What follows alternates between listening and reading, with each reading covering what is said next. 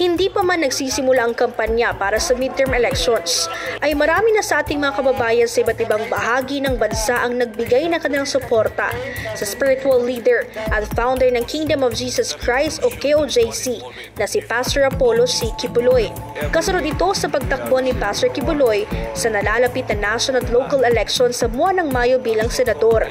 Matagal nang advocate ng nation building ang butihing pastor na nakasentro sa isang layunin, may angat ng imahe, moralidad at kinabukasan ng bansang Pilipinas. Sa National Capital Region o NCR, naimbitahan si Pastor Quiboloy sa isang pagtitipon ng grupong Hugpong Bisaya Association Incorporated sa Barangay San Jose Rodriguez sa lalawigan ng Rizal, Linggo, Enero 19. Sa mensaheng ipinaabot ng butihing pastor, isa-isang idinatalya ng kanyang representante ang kanyang mga plataporma at plano na makatutulong sa pag-unlad ng bansa.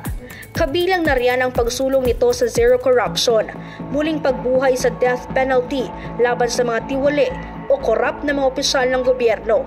Bukod pa dyan, bibigyan din ng prioridad ni Pastor Quiboloy na matugunan ang problema sa kahirapan, pagkakaroon ng marami at sustainable na trabaho sa pamamagitan ng turismo, pagkakaroon ng National Superhighway System at ang kanyang kampanya kontra iligal na droga at kriminalidad. Lumawak na nga ang mga nagpahayag ng suporta kay Pastor Quiboloy mula sa iba't ibang sektor. Kaya ang mga nabanggit na mga plataporma at plano raw para sa bansa ang naging dahilan kung bakit patuloy siyang hinahangaan ng mga Pilipino. Sabi nga ng grupong Hugpong Bisaya Association Incorporated, si Pastor Quiboloy ang halimbawa ng isang lider na may malasakit sa kanyang kapwa dahil sa mga nabigyan nito ng tulong na walang hinihinging kapalit. Pagmamahal ito sa bayan, bilang siya raw ang isa sa mga tumitindig laban sa mga kalaban ng Estado o ang mga komunista. Naniniwala po kami na isa sa mga dapat naming ihalal ay ang katulad ni Pastor Quiboloy dahil naniniwala po kami na siya po ay isang instrumento para matupad ang aming hinahangad na masugpo ang corruption sa ating gobyerno. Sa tingin ko parang isang sasakyan lang po yan. Kung isang brand new na sasakyan ang gagamitin natin, ito ay magbibigay ng tama at sapat na serbisyo, which is the same also with our politicians. Dahil naniniwala po ako kung sila ay tatakbo para itaguyod ang kanilang mga personal na pinaglalaban, ito po ay sa tingin ko magagawa ng mga bagong mukha sa politika. Sawa na raw ang mga Pilipino sa mga lider na wala namang magandang nagawa o inatupag sa bansa kundi ang kanilang personal na interes lamang. Totoo po yan, dapat na po talaga halos mga bago na ang dapat na naupo. Nagsasawa na po tayo sa paulit-ulit na lang na namumuno dyan sa Kongreso, sa Senado, pamilya na lang, sila-sila na lang yung nakaupo. At wala naman nangyayari, wala namang pagbabagong inihatid. Kaya kinakailangan po talaga ng sambayang Pilipino ngayon na maghanap ng bagong mukha, ng bagong leader na may paninindigan at mayroon ng track record, hindi lamang sa korupsyon, kundi sa track record sa pagsasaayos sa komunidad na kanyang ginagalawan. Hinikayat nga ng grupong Hugpong Bisaya Association Incorporated ang mga kababayan na magkaisa sa paghahanap ng maayos na leader na mamumuno sa bansa. Totoo po yun na hindi po may tatanggi na talagang ang Pilipinas po ay napakayamang bansa. Subalit dahil nga po sa hindi maayos na pamumuno ng ating mga nakaluklok na leader ay nararapat lamang po talaga na ang lahat ng Pilipino ay magkaisa na ngayon maghanap ng leader na talagang tatayo at talagang may track record na dyan sa pagservisyo sa ating pamayanan sa buong bansa. At yan po ay isa po sa nakita rin po natin sa ating pastor na tumatakbo senador ngayon. Solely nagpaabot ang mensaheng naturang grupo kay Pastor Quiboloy, lalo na sa nararanasan nitong political persecution sa ilalim ng Administrasyong Marcos. Well, magpakatatag po kayo, Pastor, dahil marami pong umaasa at naniniwala po sa inyo at sana ay isa ka sa mapagbigyan ng ating mga kababayan Pilipino na maupo para po sa pagbabago ng ating bansa. Aminado ang independent senatorial aspirant na si Attorney Angelo de Alban na tagumpay ang drug war campaign ng Duterte administration. Sa katunayan, phenomenal nga raw niyang maituturing ang nasabing kampanya ng dating Pangulong Rodrigo Duterte sa pagsugpo sa problema ng iligal na droga sa bansa. Napaka-phenomenal nung nangyari nung nakaraang administrasyon na sila ay nakakuha ng tiwala kay former President Rodrigo Duterte at sila mismo nagpalista sila sa mga otoridad na sila ay gumagamit. Bagamat hindi man anya perpekto ang war on drugs, ay naging dahilan at batayan naman ito para matakot ang mga kriminal at mga sangkot sa transaksyon ng iligal na droga. Sa ilalim rin ng Pangulong Duterte, nakita ang kagustuhan ng mga apektado ng iligal na droga na sumailalim sa rehabilitasyon dahil na rin sa suporta ng pamahalaan noon. Siguro kung meron tayong gagawing batas dyan, ay dapat mapondohan yung rehabilitation nila. Kasi kung sila ay nagpalista, ibig sabihin, tinatanggap nila na sila ay drug user. That's one.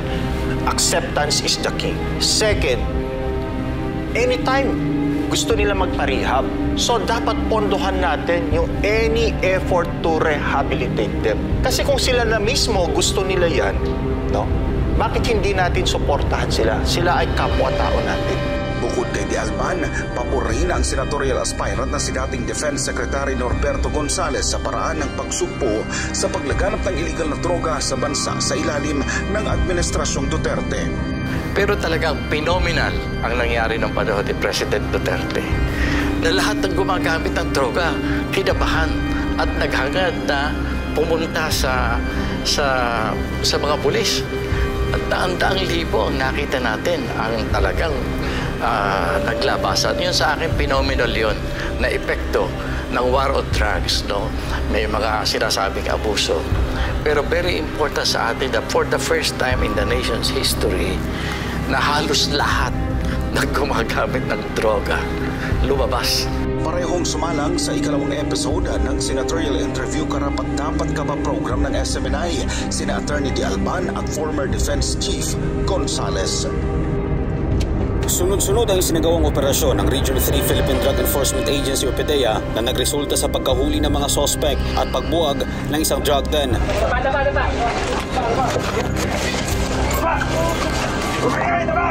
Sa Mabalacat, Pampanga, 4 na individual ang natimbog ng mga otoridad at nakuhang nasa 81,600 pisong halaga ng suspected shabu. Matapos ang ginawang bypass operation sa Barangay Dapdap, ginawa ang nasabing operasyon matapos na makatanggap ng tip ang PDEA Region 3 mula sa concerned citizen na mayroong drug den sa nabanggit na barangay na pinapatakbo ng suspect na kinilalang si alias Batik, isang residente sa naturang lugar. Kasama din sa nahuli ang 3 iba pang suspect na kinilalang sina alias Utoy, alias Gerald at alias Rachel.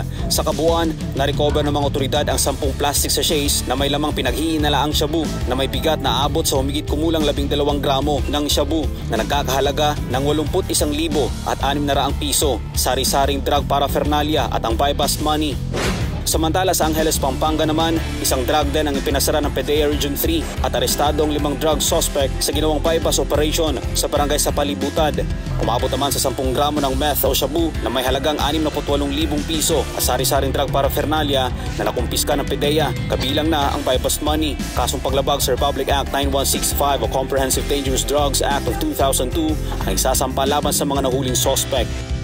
Ayon sa inisyal na ulat mula sa Department of Justice, Armed Forces of the Philippines at National Bureau of Investigation, gumamit ang mga suspect ng teknolohiya para magmanman sa ilang Enhanced Defense Cooperation Agreement o EDCA sites, mga planta ng kuryente, mga shopping mall, airport, seaport, ilang tanggapan ng lokal na pamahalaan sa Luzon at marami pang iba. Nakumpiska rin ng mga otoridad ang mga kagamitan na ginagamit umano sa pagmomonitor ng iba't ibang military base at EDCA sites. Kasi nung nahuli namin, tinanong ko namin siya kung licensed surveyor ba siya or nire-represent ba niya yung research institution or galing ba siya sa isang private company, military ba siya or law enforcer, etc. So wala siyang naipakitang permit or any license or authority. Yun yung reason kung bakit namin siya kinuha. Kinilala ng NBI ang Chinese national na si Deng Yuanqing, isang engineering specialist mula sa People's Liberation Army, at ang 2 Pilipino na sina Ronel Jojo Balundo Besa at Jason Almandor Fernandez. Sinabi ni NBI Director Jaime Santiago na target ng mga suspect na ikutin ang buong bansa. Ngunit sa kasalukuyan ay ang Luzon pa lang ang kanilang naabot. Malaki rin anya ang posibilidad na naipamahagi na sa ibang kasabwat ang mga impormasyong nakalap sa bansa.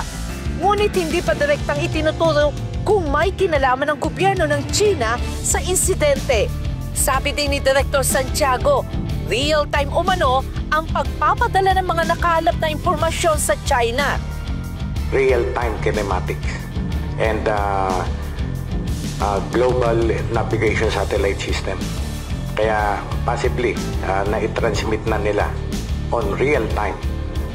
As soon as they got the information, transmitted agad. Pinaigting na rin ng Armed Forces of the Philippines ang operasyon ng intelligence laban sa mga aktibidad na pang-ESPya sa buong Pilipinas. Talagang lalo tayo nag-higpit sa security, especially inside camp. That's why mapapansin po ninyo, yung iba sa inyo, pagka nag-a-attempt na pumasok sa kampo, mas strict na ngayon yung mga gwardiya natin.